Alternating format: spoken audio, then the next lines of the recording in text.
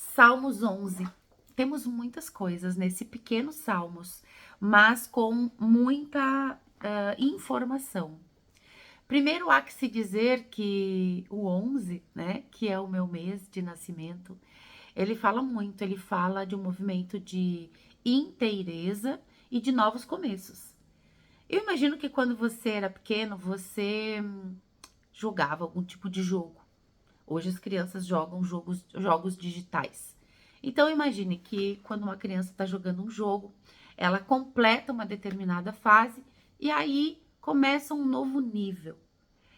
Esse 11, ele fala um pouco disso.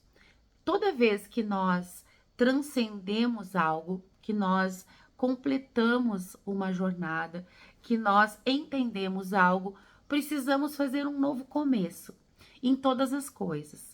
Não adianta a gente olhar para algo, trazer isso à luz do conhecimento, mas não, ontem falava isso na live com a Manuela, não engravidar isso no coração. A gente precisa engravidar esse conhecimento para que isso se torne verdade em mim, né? Então, aqui vamos falar sobre esse novo começo das verdades que eu tomo consciência a partir das nossas ações.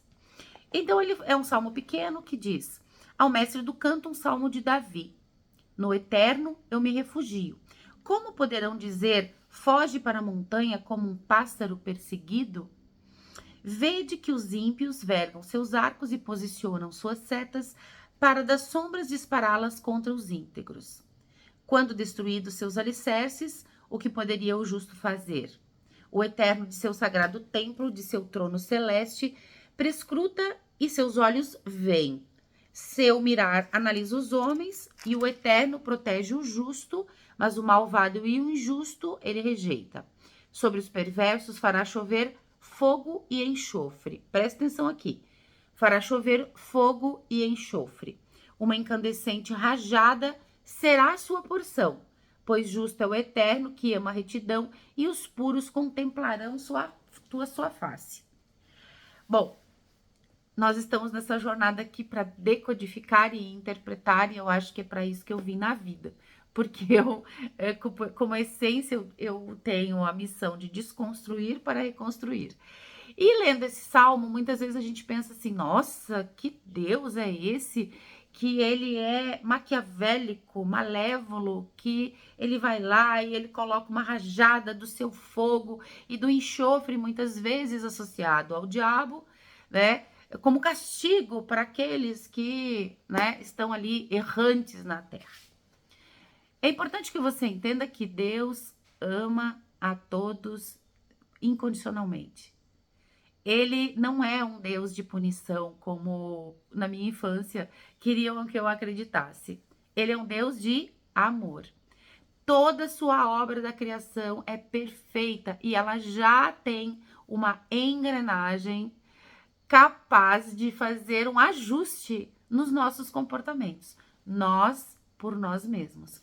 Bom, e quando ele fala em enxofre, ler a Bíblia não é só ficar pegando um livro que é sagrado. Você precisa acessar aí os seus conhecimentos de antropologia, sociologia, né? A sua tabela periódica. Você já parou para estudar a tabela periódica? Era incrível o quanto aparece de potências lá, que a gente estuda isso, inclusive na Kabbalah. Olha, o enxofre tem 3 princípios. Na verdade, existe uma tríade, né? Enxofre, mercúrio e sal. Paracelso já falava dessa tríade. Enquanto o enxofre, ele representa a nossa alma. E ele tem 3 princípios que falam-se úmidos. O aéreo, ou seja, ele é volátil, ele vai embora. Depois nós temos o líquido, ele molha todas as coisas. E nós temos depois o radical fixo, onde ele adere às partes internas. E aí separei também um pequeno trecho de um livro que eu tenho que fala sobre alquimia, né? E ele diz assim: quando ele, o enxofre, é libertado, prende seus carcereiros e dá seus 3 reinos ao libertador.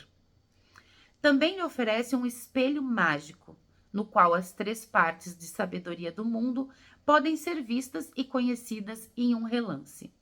E este espelho exibe claramente a criação do mundo, as influências das virtudes celestiais nas coisas terrenas e a maneira pelo qual a natureza compôs substâncias regulando o calor.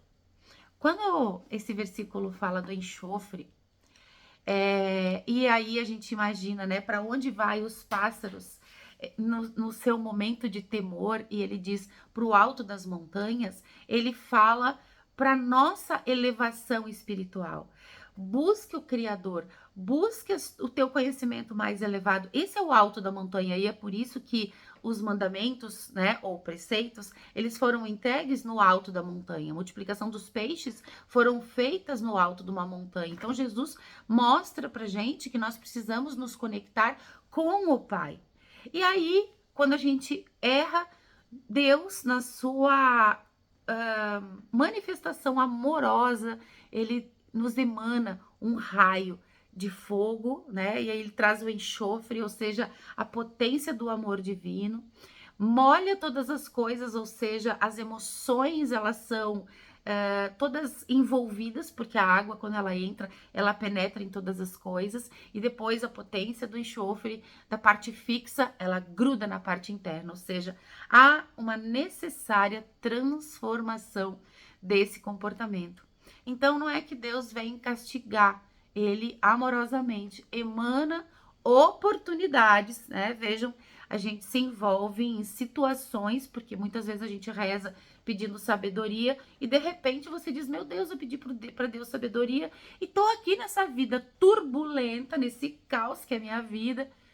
E aí a gente não para pensar que se você pediu sabedoria, Deus te deu essa turbulência para que você tenha sabedoria para administrar esse caos. Como que você vai exercer sabedoria se você não está no meio desse caos?